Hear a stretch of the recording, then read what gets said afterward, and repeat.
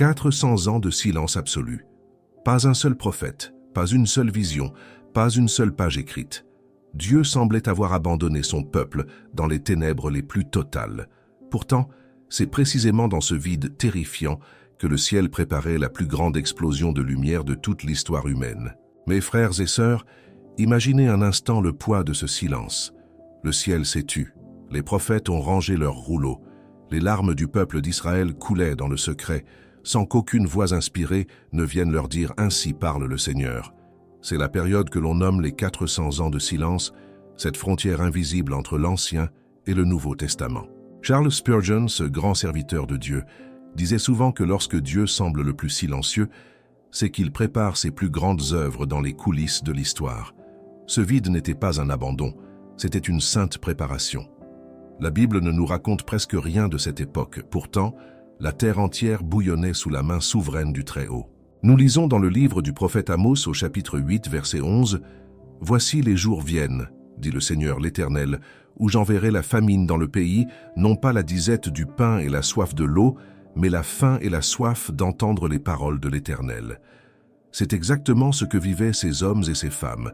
Ils marchaient dans un monde qui changeait à une vitesse effrayante, cherchant une direction divine qui ne venait pas sous la forme d'un oracle frais. Pensez à la douleur d'un cœur qui prie et qui n'entend que l'écho de sa propre voix. Beaucoup se demandaient si l'alliance était brisée, si les promesses faites à David s'étaient évaporées dans les sables du temps. Mais le silence de Dieu n'est jamais le signe de son absence. Spurgeon nous rappelle avec force que la foi véritable ne se nourrit pas uniquement de miracles visibles, mais de la certitude absolue que celui qui a promis est fidèle, même quand les cieux ressemblent à du bronze. Pendant ces 4 siècles, les empires se sont effondrés et d'autres ont surgi des cendres.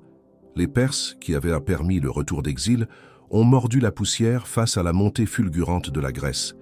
Puis, Rome a étendu ses ailes de fer sur le monde connu. Pourquoi Dieu a-t-il permis un tel bouleversement sans envoyer un seul prophète pour guider les pas de son peuple? Parce que le maître du temps organisait la géographie, la langue et la culture de la terre pour que, le moment venu, la nouvelle du salut se propage comme un feu de brousse. Le silence prophétique forçait le peuple à se tourner vers les Écritures déjà existantes, à les méditer, à les serrer contre leur cœur blessé. Les synagogues ont commencé à fleurir partout, devenant des phares d'étude de la Torah. Dieu filtrait les motivations de son peuple. Ceux qui ne cherchaient que le spectacle des miracles ont abandonné la foi, mais un reste fidèle est demeuré genoux à terre, guettant l'aube. Vous qui traversez peut-être aujourd'hui une saison de sécheresse spirituelle où vos prières semblent rebondir contre le plafond, comprenez cette vérité fondamentale. Le silence est l'atelier de Dieu. C'est là qu'il forge le caractère, qu'il épure les désirs et qu'il prépare notre âme à recevoir la révélation de sa gloire. Ne confondez jamais le mutisme apparent du Créateur avec son inactivité. Vos larmes sont recueillies dans son vase, et chaque jour de silence est un jour de maturation pour le miracle qui s'annonce. Regardez l'histoire ancienne à travers les yeux de la foi. Les conquêtes d'Alexandre le Grand ont unifié la langue de l'époque. Le grec est devenu la langue du commerce, de la pensée, de la rue. Dieu n'a pas eu besoin de parler par un prophète juif pour accomplir cela.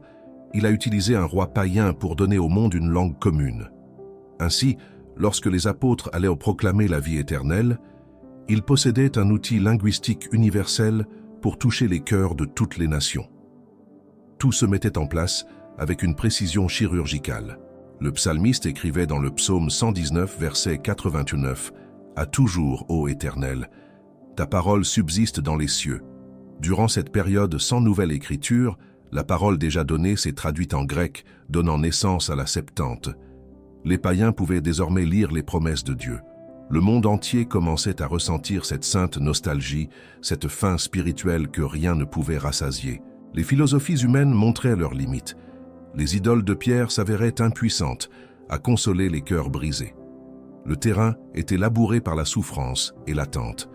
Nous commettons souvent l'erreur de croire que Dieu ne travaille que lorsque nous ressentons sa présence de manière vibrante. C'est une foi de surface, une foi d'enfant gâté. La maturité chrétienne, celle que Spurgeon prêchait avec tant de ferveur dans les rues de Londres, exige que nous fassions confiance au caractère de Dieu lorsque sa voix se fait rare. Le silence divin de 400 ans a brisé l'orgueil d'un peuple qui s'était habitué aux privilèges sans en vivre la sainteté. Il les a ramenés à l'essentiel, le besoin viscéral d'un sauveur, non pas simplement d'un roi politique pour chasser les Romains, mais d'un agneau pour ôter le péché du monde. Chaque année qui s'écoulait sans prophète augmentait le soupir de la création. Les oppressions politiques sous les dirigeants séleucides, la profanation du temple par Antiochus Épiphane, la révolte des Maccabées, tous ces événements tragiques n'étaient pas des accidents de parcours. Ils constituaient les douleurs de l'enfantement d'une ère nouvelle.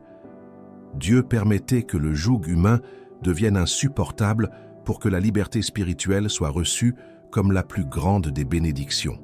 Ne perdez pas courage si votre vie ressemble actuellement à ces années sombres. Dieu utilise le silence pour tester votre fidélité. Continueras-tu à chercher sa face même si tu ne vois aucun signe visible? Continueras-tu à ouvrir ta Bible même si les pages semblent froides? C'est dans cette persévérance aveugle que la véritable sagesse prend racine. Les hommes de cette époque n'avaient pas le Nouveau Testament. Ils n'avaient que l'espérance gravée dans les parchemins d'Isaïe et de Malachie. Ils se souvenaient des dernières paroles du dernier prophète, promettant la venue du messager. Ils se sont accrochés à cette promesse comme à une ancre dans la tempête. Et c'est cette même ancre qui doit soutenir votre âme aujourd'hui face au bruit du monde moderne et à vos doutes intérieurs. Si ce message vous touche et nourrit votre foi, je vous invite à vous abonner dès maintenant à notre chaîne pour ne manquer aucun de nos enseignements profonds. Pour vous accompagner dans vos moments de silence spirituel et approfondir votre cheminement, procurez-vous notre guide pratique intitulé « 21 jours pour retrouver votre intimité avec Dieu ». Vous trouverez le lien directement dans le premier commentaire sous cette vidéo. Que ce cheminement transforme votre relation avec le Seigneur dès aujourd'hui. Grandissons ensemble et devenons des chrétiens mûrs, capables de discerner les œuvres invisibles du Saint-Esprit. Regardez attentivement comment les pièces du puzzle divin s'assemblaient dans l'ombre des nations. Quand vous ouvrez vos Bibles au début des évangiles, vous découvrez un monde profondément marqué par la présence romaine. Mais comment en est-on arrivé là, alors que l'Ancien Testament s'achevait sous la domination des Perses? C'est durant ces 4 siècles de silence apparent que la carte du monde a été redessinée par la main invisible du Tout-Puissant.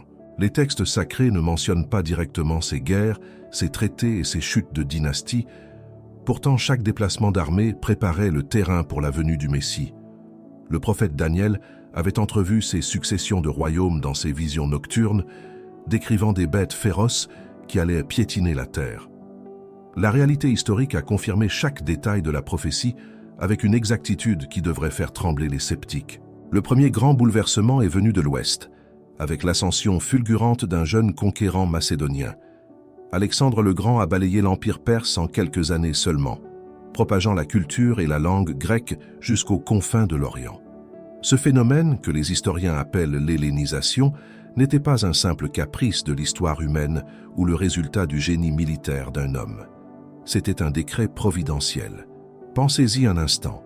Dieu préparait une langue universelle, riche, précise, et capable d'exprimer les concepts théologiques les plus profonds, de la grâce et de la rédemption.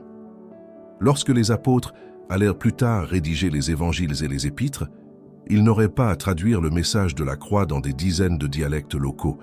Ils disposaient d'une langue comprise par tout le monde civilisé. Le grec est devenu le véhicule de la vérité éternelle. L'apôtre Paul écrit plus tard dans sa lettre aux Galates, au chapitre 4, verset 4, « Mais lorsque les temps ont été accomplis, Dieu a envoyé son Fils, né d'une femme, né sous la loi. » Cette expression, la plénitude des temps, englobe toute cette préparation invisible et silencieuse. Rien n'était laissé au hasard. Après la mort prématurée d'Alexandre, son immense empire fut divisé entre ses généraux, donnant naissance à 2 grandes dynasties qui allaient constamment se disputer la Terre Sainte, les Ptolémées en Égypte et les Séleucides en Syrie. Le peuple d'Israël se retrouva une fois de plus pris en étau entre 2 superpuissances de l'époque. C'était une période de troubles incessants, de persécutions et de compromis politiques. Souvent, les croyants se demandaient où était le Dieu d'Abraham, d'Isaac et de Jacob, pendant que des rois païens piétinaient le sol de la Judée. La réponse résidait dans le fait que Dieu travaillait à travers le chaos. Sous le règne des Ptolémées en Égypte, Une communauté juive florissante s'est installée à Alexandrie. C'est là qu'a eu lieu l'un des événements les plus significatifs de cette période, la traduction des écritures hébraïques en grec, connue sous le nom de Septante. Pour la première fois de l'histoire, les nations païennes pouvaient lire les prophéties concernant le Messie, découvrir la loi de Dieu et comprendre la création du monde. Les barrières religieuses commençaient à se fissurer. Le silence prophétique ne signifiait pas que la parole de Dieu était enchaînée ou inactive. Au contraire, elle s'habillait d'un vêtement universel pour aller toucher les extrémités de la terre. Nous devons apprendre à discerner les mouvements de Dieu derrière les crises politiques et les changements culturels de notre propre époque. Lorsque vous regardez les informations et que vous voyez le monde s'agiter, ne cédez pas à la panique ou au désespoir. Le souverain de l'univers utilise les décisions des dirigeants de ce monde pour accomplir ses desseins éternels. La persécution a atteint son paroxysme sous le règne d'un roi séleucide cruel et arrogant, Antiochus Épiphane.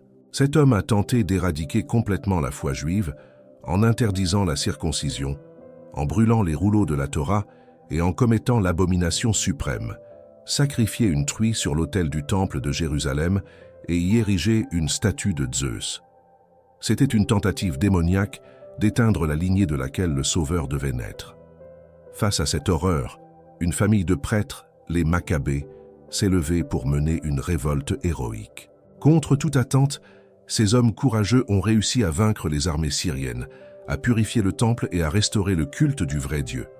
Cet événement est encore célébré aujourd'hui par le peuple juif lors de la fête de la Hanouka. Cette période de crise a agi comme un immense tamis spirituel. Elle a forcé chaque individu à choisir son camp. On ne pouvait plus être juif simplement par tradition ou par habitude sociale. Il fallait être prêt à mourir pour sa foi. Dieu purifiait son peuple dans le creuset de l'affliction, séparant le blé de l'ivraie. Les épreuves de cette époque ont donné naissance à différents groupes religieux que nous retrouvons fréquemment dans les pages du Nouveau Testament. Les pharisiens, passionnés par la pureté rituelle et l'obéissance stricte à la loi, et les sadducéens, plus enclins au compromis politique et au rationalisme. Le paysage religieux se transformait profondément pendant que le ciel restait muet. Puis l'Empire romain est apparu à l'horizon, balayant les restes des royaumes grecs. Avec Rome est venue la Pax Romana, une période de stabilité politique relative et de sécurité sans précédent. Les Romains étaient des constructeurs de génie. Ils ont couvert l'empire d'un réseau routier exceptionnel, reliant les villes les plus lointaines à la capitale. Ces routes, construites à l'origine pour le déplacement rapide des légions romaines, allaient devenir les autoroutes de l'Évangile. Les messagers de la bonne nouvelle allaient pouvoir voyager d'une ville à l'autre avec une facilité déconcertante pour l'époque. De plus, le système juridique romain offrait une certaine protection aux citoyens, une réalité que l'apôtre Paul utilisera à plusieurs reprises pour défendre son ministère. Voyez-vous la beauté de la providence divine? Le roi des rois a utilisé la rigueur militaire de Rome, la pensée philosophique et la langue de la Grèce, ainsi que la préservation religieuse des Juifs pour préparer le berceau du christianisme. Le silence de 400 ans était en réalité le bruit feutré d'un Dieu qui prépare une surprise cosmique à l'humanité. Le psalmiste déclare avec raison dans le psaume 33, verset 11, « Les desseins de l'Éternel subsistent à toujours, et les pensées de son cœur de génération en génération. » Ne méprisez jamais les moments où rien ne semble se passer dans votre vie spirituelle. Les fondations les plus solides sont toujours coulées dans le secret, sous la surface, là où personne ne regarde. Quand Jésus est né à Bethléem, le monde était prêt. La langue était prête, les routes étaient prêtes, la traduction des Écritures était prête, et par-dessus tout, le cœur des hommes était usé par l'attente et la souffrance, prêt à recevoir la semence de la vérité. Ce survol historique nous montre que Dieu ne dort jamais, même quand son peuple traverse la nuit noire de l'oppression et du silence. Entrez maintenant avec moi dans la chaleur de cette attente, dans les ruelles pavées de Jérusalem et les places animées d'Alexandrie, là où les âmes sincères commençaient à ressentir un poids insupportable. L'absence de voix prophétique directe avait créé une situation spirituelle inédite que le peuple d'Israël n'avait jamais connue auparavant. Privés de la direction vivante et immédiate d'un homme envoyé par Dieu, les croyants se sont tournés avec une ferveur renouvelée vers les textes anciens, vers ces rouleaux jaunis par le temps qui contenaient les promesses de l'Alliance.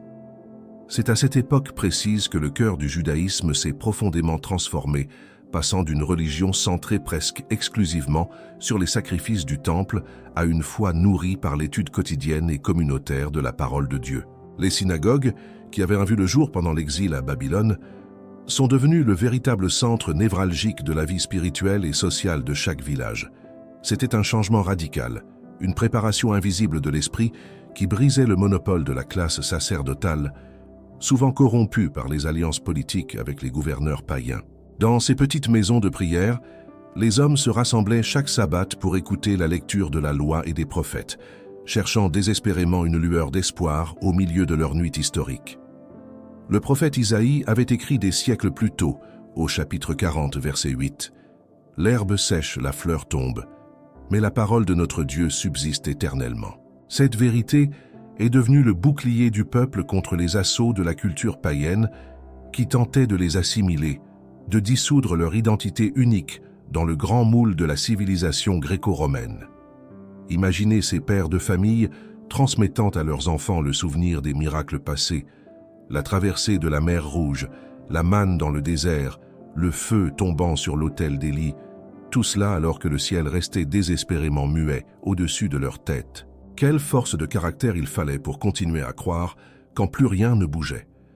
Les scribes, ces hommes dévoués à la copie méticuleuse et à l'interprétation des textes sacrés, ont pris une importance considérable durant ces 400 ans. Ils passaient des nuits entières à vérifier chaque lettre, chaque point, chaque iota, veillant à ce que le dépôt de la révélation ne soit pas altéré par les influences étrangères. Ce travail de préservation était vital car il maintenait vivante la flamme de l'attente messianique. Sans leur rigueur et leur fidélité jalouse, les prophéties concernant la naissance, la vie et la mort du Sauveur auraient pu se perdre ou se mélanger aux mythes païens de l'époque. Dieu utilisait leur obsession textuelle pour garder intact le miroir dans lequel le Christ allait bientôt se révéler. Pourtant, cette focalisation intense sur la lettre de la loi a également produit un effet secondaire tragique qui allait marquer l'époque du Nouveau Testament. À force de vouloir protéger la loi divine par des règles humaines supplémentaires, un système rigide et légaliste a commencé à s'installer. Les hommes ont commencé à confondre l'obéissance du cœur avec l'observation extérieure de milliers de petits préceptes inventés pour faire une barrière autour de la Torah. C'est dans ce climat de tension spirituelle constante que les cœurs se sont endurcis pour les uns et affinés pour les autres. La dévotion sincère se mêlait à l'orgueil religieux, créant une atmosphère de jugement et d'exclusion. Nous voyons ici la nature humaine dans toute sa complexité, capable de transformer le plus beau cadeau de Dieu en un instrument de domination. Mais au milieu de cette dérive légaliste, un reste fidèle continuait de gémir et de soupirer après la véritable délivrance. Ces croyants de l'ombre, dont la Bible nous révélera plus tard les noms comme Siméon ou Anne la prophétesse, ne se contentaient pas des apparences religieuses. Ils lisaient les Écritures avec les yeux du cœur, comprenant que la loi n'était qu'un pédagogue destiné à conduire le monde vers une réalité bien plus grande. Ils s'appuyaient sur des passages comme celui du prophète Jérémie, au chapitre 31, verset 33. « Mais voici l'alliance que je ferai avec la maison d'Israël après ces jours-là, dit l'Éternel. Je mettrai ma loi au-dedans d'eux, je l'écrirai dans leur cœur. Et je serai leur Dieu et ils seront mon peuple. » Ces âmes assoiffées comprenaient que les sacrifices d'animaux et les ablutions extérieures ne pouvaient pas guérir la plaie profonde du péché humain. Ils attendaient une transformation intérieure, un renouvellement spirituel que seule une intervention directe du Créateur pouvait accomplir. Le silence de Dieu agissait donc comme un révélateur des cœurs, séparant ceux qui aimaient la religion pour le pouvoir qu'elle procurait de ceux qui aimaient le Dieu de la religion. C'est une leçon intemporelle pour chacun de nous aujourd'hui, dans nos communautés et dans nos vies personnelles. Il est si facile de s'installer dans une routine religieuse confortable, de multiplier les activités, les réunions et les rituels, tout en oubliant de cultiver une relation vivante et authentique avec le Seigneur. Le silence de 400 ans a balayé toutes les béquilles spirituelles visibles du peuple d'Israël pour ne laisser subsister que la foi pure et nue. Les miracles avaient cessé, les voix prophétiques s'étaient éteintes, les rois de la lignée de David avaient disparu du trône. Il ne restait que la promesse écrite. C'était le test ultime de la foi. Croire uniquement parce que Dieu a parlé dans le passé et qu'il a promis de parler à nouveau dans l'avenir. Quand vous traversez des moments où vous ne ressentez plus rien, où l'enthousiasme des premiers jours s'est évanoui et où les épreuves s'accumulent sans qu'aucune solution n'apparaisse à l'horizon, souvenez-vous de cette période de transition. Dieu n'est pas en train de vous punir par son silence. Il est en train de vous sevrer des consolations visibles pour vous apprendre à aimer le Dieu des consolations.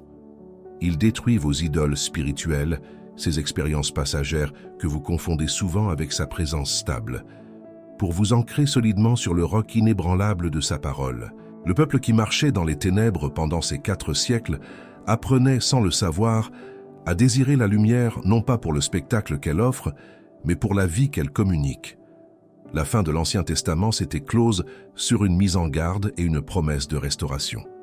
Les yeux fixés sur l'horizon, génération après génération, les parents transmettaient ce flambeau de l'espérance à leurs enfants, leur répétant que la nuit ne durerait pas toujours. La tension montait d'un cran à chaque nouvelle décennie, à chaque nouvelle oppression, à chaque nouvelle profanation. Le monde entier était en train de soupirer après une délivrance qui dépassait les frontières de la Judée. Les structures religieuses humaines montraient leurs limites béantes et leur incapacité à offrir une paix durable à l'esprit humain. Tout était désormais prêt pour le grand dénouement que l'histoire humaine attendait depuis la chute d'Éden.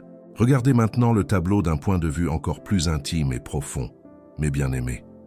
Pendant que les nations s'agitaient et que les empires construisaient des routes ou unifiaient des langues, une transformation silencieuse s'opérait au cœur même de la piété humaine. Les 400 ans de silence ont donné naissance à une fin spirituelle que l'humanité n'avait jamais connue à ce niveau d'intensité. Privé de la manne fraîche de la prophétie, le peuple a dû apprendre à vivre de la mémoire des bontés de Dieu et de la rigueur de sa loi écrite. Mais cette longue nuit sans voix divine a fini par exposer la plus grande faiblesse de l'être humain, notre tendance à transformer la recherche de Dieu en un système de contrôle et de mérite personnel. C'est à cette époque que se sont cristallisés les courants spirituels que Jésus affrontera plus tard avec une sainte colère. Les hommes sincères de l'époque se trouvaient devant un dilemme terrible, partagé entre le désir de rester fidèle à l'alliance et l'absence totale de direction surnaturelle visible. Le livre des Chroniques, ou les derniers écrits des prophètes, semblait appartenir à un âge d'or définitivement révolu, laissant les croyants face à un vide immense. Le roi David avait écrit dans le psaume 42, verset 3 « Mon âme a soif de Dieu, du Dieu vivant. Quand irai-je et paraîtrai-je devant la face de Dieu ?» Ce cri n'était plus seulement l'expression d'une détresse individuelle, il était devenu le soupir collectif d'une nation entière qui marchait à tâtons dans le brouillard des siècles. Dans cette obscurité, la tentation était grande de fabriquer ses propres lumières. Les chefs religieux, pensant bien faire au départ, ont commencé à entourer la loi de Moïse d'une multitude de barrières protectrices, de traditions orales et de commandements d'hommes. Ils croyaient sincèrement que s'ils parvenaient à rendre le peuple parfaitement obéissant dans les moindres détails de la vie quotidienne, Dieu briserait enfin le silence et enverrait le libérateur. Mais ce zèle amer a produit l'effet inverse, transformant la foi vivante en un fardeau écrasant. Une prison de règles extérieures où le cœur de l'homme se desséchait un peu plus chaque jour. Le légalisme est né de ce silence mal compris, de cette incapacité humaine à attendre que Dieu agisse à sa manière et selon son propre calendrier. Les synagogues résonnaient de discussions interminables sur la manière correcte de laver les coupes ou de payer la dîme de la menthe et de l'ânette, tandis que la justice, la miséricorde et la fidélité étaient oubliées dans un coin. Le peuple était fatigué de cette religion desséchante qui n'offrait aucune eau vive pour étancher la soif de l'âme. Les cœurs soupiraient après quelque chose de réel, après une manifestation authentique de la puissance et de l'amour de Dieu qui dépasse les rituels froids. Si vous examinez votre propre marche avec le Seigneur, vous reconnaîtrez peut-être ce piège subtil. Quand nous traversons des périodes de sécheresse, quand la présence de Dieu se fait moins sensible et que les réponses à nos prières tardent à venir, nous sommes souvent tentés de multiplier les efforts religieux mécaniques pour forcer la main de Dieu. Nous pensons que notre activisme, notre assiduité ou notre perfectionnisme moral vont combler le vide intérieur. C'est une erreur profonde qui ne fait qu'accentuer notre fatigue spirituelle. Le silence de Dieu n'est pas une invitation à inventer nos propres méthodes pour le remplacer. C'est un appel à capituler, à reconnaître notre impuissance totale et à attendre le secours qui vient d'en haut. Les hommes de l'époque intertestamentaire ont dû apprendre cette leçon dans la douleur des persécutions et des déceptions politiques. Ils ont vu leur roi de la dynastie hasmonéenne, issu de la révolte des Maccabées, se corrompre mutuellement pour obtenir le pouvoir, s'allier avec les païens et perdre toute trace de la sainteté requise pour leur charge. L'espoir placé dans les institutions humaines s'effondrait une fois de plus, laissant le peuple dans un dénuement spirituel total. Le prophète Ésaïe avait pourtant prévenu le peuple bien des siècles auparavant, au chapitre 30, verset 15. « Car ainsi a dit le Seigneur l'Éternel, le Saint d'Israël.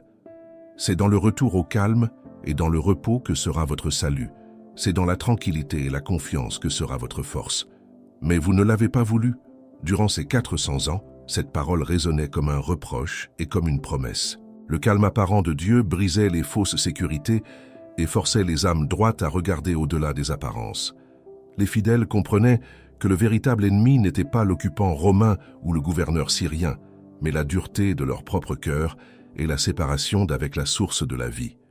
Une sainte nostalgie s'emparait de ceux qui méditaient les Écritures dans le secret de leur chambre. Ils ne cherchèrent plus un messie guerrier pour restaurer la gloire matérielle du royaume d'Israël, mais un médecin pour guérir les âmes brisées, un consolateur pour essuyer les larmes des affligés.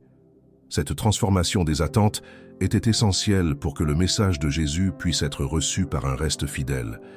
Si Dieu avait envoyé son Fils immédiatement après Malachie, le peuple l'aurait probablement forcé à monter sur un trône terrestre pour faire la guerre aux ennemis physiques. Il a fallu 4 siècles de souffrance, d'attente et de silence, pour que le terrain soit labouré en profondeur, pour que l'orgueil nationaliste soit brisé et que la pauvreté en esprit devienne la condition indispensable pour entrer dans le royaume des cieux. Considérez la sagesse infinie de notre Père céleste qui utilise le temps et le silence comme des outils de purification. Lorsque le monde vous semble chaotique, lorsque la confusion s'installe dans l'Église et que les repères s'effacent, souvenez-vous que Dieu est en train de préparer une manifestation de sa gloire que personne ne peut anticiper. Il permet que les systèmes humains s'usent d'eux-mêmes, que les philosophies révèlent leur vide et que les institutions religieuses montrent leurs limites pour que seul le Christ reçoive toute la gloire.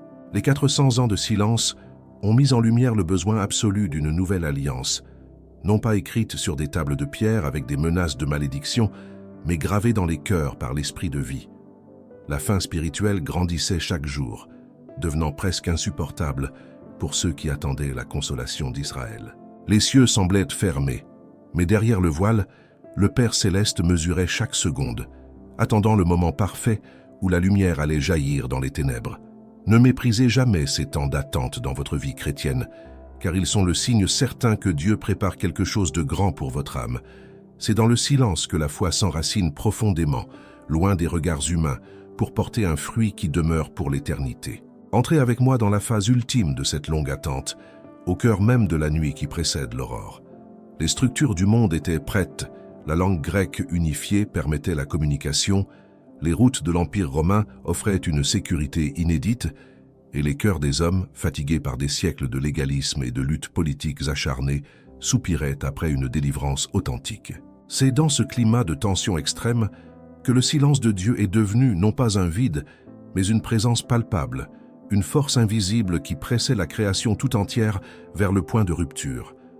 L'histoire humaine ressemblait à un immense arc tendu au maximum, où chaque année supplémentaire sans prophète augmentait la pression sur la corde, dans l'attente du moment précis où la flèche divine serait décochée vers la terre. Le prophète Ésaïe avait capturé ce soupir universel dans une prière d'une intensité dramatique, au chapitre 64, verset 1er. « Oh, si tu déchirais les cieux et si tu descendais, les montagnes s'ébranleraient devant toi. » Ce cri n'était plus seulement une ligne dans un parchemin ancien, il était devenu le battement de cœur de chaque croyant fidèle qui refusait de se satisfaire des compromis du temple ou de l'arrogance des sectes religieuses. Les hommes commençaient à comprendre que le véritable problème de l'humanité ne résidait pas dans la présence des gouverneurs païens à Jérusalem, mais dans l'absence de la gloire divine au-dedans de l'âme humaine. L'oppression extérieure n'était que le reflet d'une misère bien plus profonde, celle d'un monde séparé de son Créateur, prisonnier de ses propres fautes et incapable de se sauver par ses propres moyens. La piété de surface, celle qui se mesurait à la longueur des franges des vêtements ou au respect scrupuleux des jours de fête, révélait son impuissance absolue à guérir la conscience blessée de l'homme. C'est cette prise de conscience douloureuse qui constituait le véritable chef-d'œuvre de la pédagogie divine durant ces 4 siècles de préparation. Dieu avait laissé l'humanité épuiser toutes ses cartouches, essayer toutes ses philosophies, construire tous ses empires et perfectionner toutes ses religions pour qu'il ne reste plus aucun doute sur notre besoin radical d'un sauveur d'une toute autre nature. Quand toutes les portes humaines se sont refermées les unes après les autres, quand les rois de la terre ont montré leur cruauté et que les prêtres ont manifesté leur corruption, alors les yeux se sont enfin levés vers le ciel avec une sincérité dépouillée de tout orgueil. Vous devez saisir cette dynamique spirituelle pour votre propre existence chrétienne, car Dieu agit souvent de la même manière dans l'intimité de nos vies. Il permet que nos solutions humaines échouent, que nos forces s'épuisent et que nos plans les plus brillants s'effondrent dans le silence pour nous amener au bout de nous-mêmes, là où nous cessons de lutter et où nous commençons enfin à faire confiance. Le silence de 400 ans n'était pas une punition arbitraire, c'était un acte de miséricorde divine qui filtrait les motivations et purifiait l'espérance du reste fidèle. À mesure que les décennies passaient, les attentes terrestres d'un royaume militaire s'effaçaient chez les croyants authentiques pour laisser place à une soif spirituelle pure, celle de voir le visage de Dieu et de recevoir son pardon. Le psalmiste exprimait cette attitude de soumission confiante dans le psaume 130, versets 5 et 6. « J'espère en l'Éternel, mon âme espère, et j'attends sa promesse. Mon âme compte sur le Seigneur, plus que les gardes ne comptent sur le matin. » Imaginez ces sentinelles de la foi, ces hommes et ces femmes anonymes qui scrutaient les signes des temps, non pas dans les astres ou les spéculations humaines, mais dans la fidélité de Dieu envers sa propre parole. Ils savaient que la nuit est toujours plus noire juste avant l'apparition des premiers rayons du soleil, et cette certitude maintenait leurs genoux fléchis et leurs cœurs éveillés. La fin de la période intertestamentaire approchait à grands pas, et l'atmosphère spirituelle de la Judée était lourde d'une promesse imminente que personne ne pouvait encore nommer avec précision, mais que tous ressentaient dans le secret de leur esprit. Les sacrifices dans le temple réformé continuaient leur routine quotidienne, mais l'odeur de l'encens semblait porter une question muette. « Jusqu'à quand, Seigneur, resteras-tu caché ?» Les scribes ouvraient les rouleaux de Malachie et lisaient les dernières lignes qui annonçaient la venue du messager avant le jour de l'Éternel, et chaque lecture était comme une étincelle jetée sur un terrain sec. Le monde païen lui-même, sous le vernis de la Pax Romana, traversait une crise existentielle majeure. Les anciens dieux de l'Olympe s'éteignaient dans le scepticisme général, et les philosophies stoïciennes ou épicuriennes laissaient les âmes vides et angoissées face à la mort. Une immense attente cosmologique unissait sans le savoir le juif de Jérusalem et le païen de Rome, une même clameur muette s'élevant d'une création fatiguée de sa propre vanité. C'est dans ce vide parfait, dans cette impuissance universelle reconnue, que la plénitude des temps allait trouver son accomplissement historique exact. Dieu n'est jamais en retard, même si ses pas nous semblent lents à travers les siècles. Il avance avec la régularité d'un fleuve puissant que rien ne peut arrêter. Les empires croyaient gouverner le monde, mais ils ne faisaient que préparer le trône du roi invisible qui s'apprêtait à faire son entrée sur la scène humaine. La longue patience des fidèles allait enfin porter son fruit le plus glorieux, transformant les larmes de l'attente en des chants de délivrance éternelle. Comprenez que chaque jour de silence que vous traversez est un investissement divin dans votre maturité spirituelle, une préparation nécessaire pour que vous puissiez supporter le poids de la bénédiction qui vient. Ne vous lassez pas d'attendre le Seigneur, car celui qui doit venir viendra, et il ne tardera pas brisant le silence par une parole de vie qui recréera votre univers intérieur. Mes bien-aimés, je vous remercie du fond du cœur d'avoir partagé ce moment d'écoute et de dévotion autour de la parole de Dieu. Votre fidélité et votre soif de vérité sont une bénédiction. Si ce voyage à travers les siècles de silence a fortifié votre foi, abonnez-vous dès maintenant à la chaîne, Laissez un pouce bleu et partagez votre ressenti dans les commentaires ci-dessous. Pensez également à regarder notre guide pratique dans le premier commentaire épinglé pour nourrir votre marche quotidienne. Pour poursuivre votre édification spirituelle, continuez à regarder les vidéos qui s'affichent maintenant sur votre écran. Que la grâce divine vous accompagne.